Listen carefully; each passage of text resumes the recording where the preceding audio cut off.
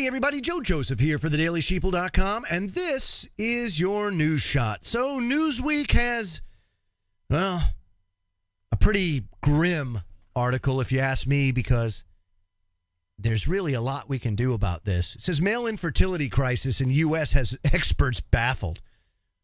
Why is a simple question. It doesn't take much to figure out why there's an infertility crisis. Heck, you can go back and look at the depopulation agenda that's been in place for well over 50 years and understand why it is that maybe we have an infertility crisis. But here in the United States, I think there are more reasons than not that we have an infertility crisis than, say, other countries, because of just what we're subjected to here. That's the thing. You know, a lot of people, well, you know, the United States, it's the, the bastion of freedom and democracy. By God, it's the streets are paved with gold. You have nothing but opportunity here and freedom abound. Yeah, right. Says Haggai Levine doesn't easily scare, but the Hebrew University public health researcher is the former chief epidemiologist for the Israel Defense Forces, which means he's acquainted with dangers and risks in a way most of his academic counterparts aren't. So when he raises doubts about the future of the human race, it's probably worth listening to. I'd have to agree. Together with Shana Swan, a professor of environmental medicine and public health at the Icahn School of Medicine at Mount Sinai, Levine authored a major new analysis that tracked male sperm levels over the past few decades. And what he found frightened him. He says reproduction may be the most important function of any species.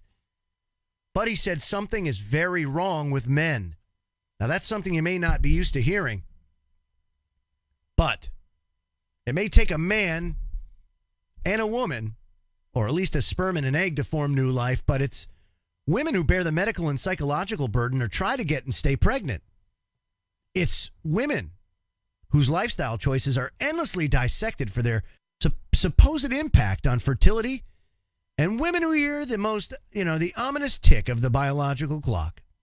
Women are bombarded with countless fertility diets, special fertility boosting yoga practices, and all the fertility apps that they can fit on their phone. And they're the target of a fertility industry expected to be valued at more than $21 billion globally by 2020. And even the CDC, the Center for Disease Control and Prevention, fixates on women tracking infertility in the U.S. by tallying the number of supposedly infertile women.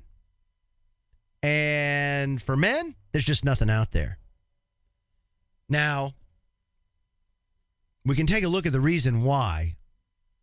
But interestingly enough, the United States has fell far below the level that it's required to maintain the population. And the only thing that keeps our population growing is immigration. Immigration is the only thing saving our bacon right now. It's hard to, I know, all you nationalists out there, hey, I get it. But we're a nation of immigrants. We all came from immigrants, unless you're a Native American. And while there may be a legal path to citizenship or a legal way to get here, I got to tell you, the only thing keeping our population going right now, and believe me, there are a lot of countries that are grappling with a fertility crisis. That's the only thing keeping us going. It really, truly is, from a population perspective. You take a look at countries like Thailand, like Japan, over in Europe. All the first world nations are at a birth rate below 2.1. Which means you are not going to keep up your population. It is going down, down, down. United States, 1.8. 1.8 children per couple.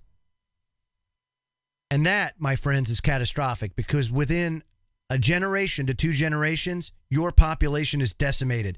Japan is trying to incentivize having children right now.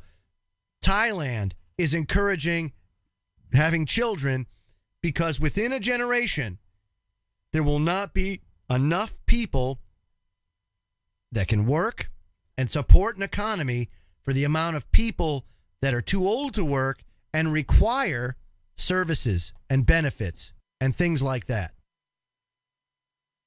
So this is an incredibly important issue to face. Now, they're baffled by it. Well, what's so baffling about it? The food that we eat is genetically manipulated. It contains pesticides that are engineered directly into the food. Does that have any effect on sperm count?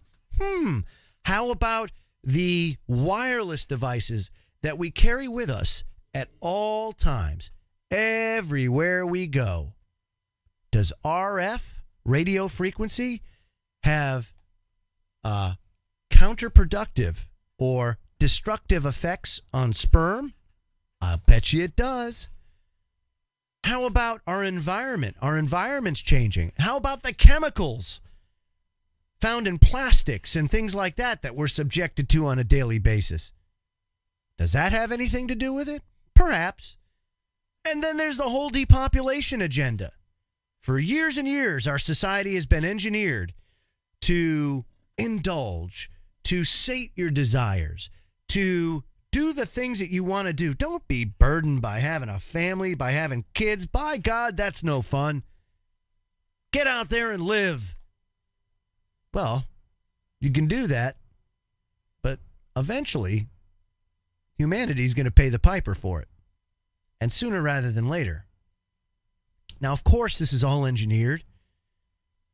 And of course, there's already a solution in place.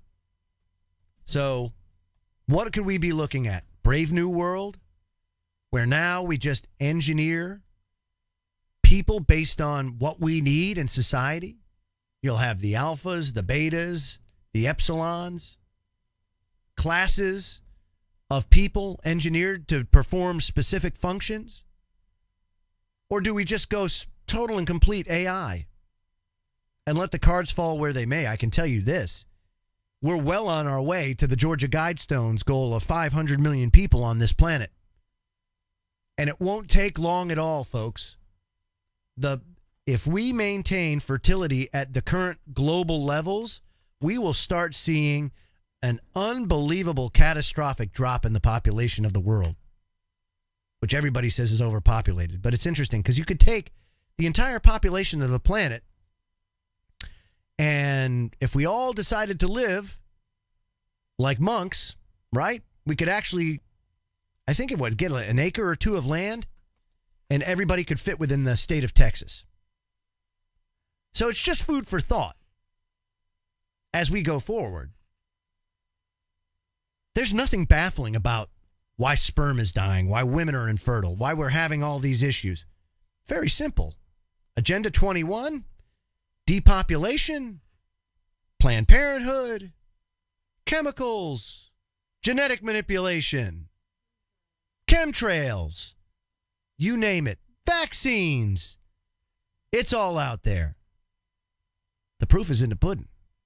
I'm Joe Joseph. This was thedailysheeple.com's News Shot. Feel free to comment below and visit our website at thedailysheeple.com. Have a great day, everybody.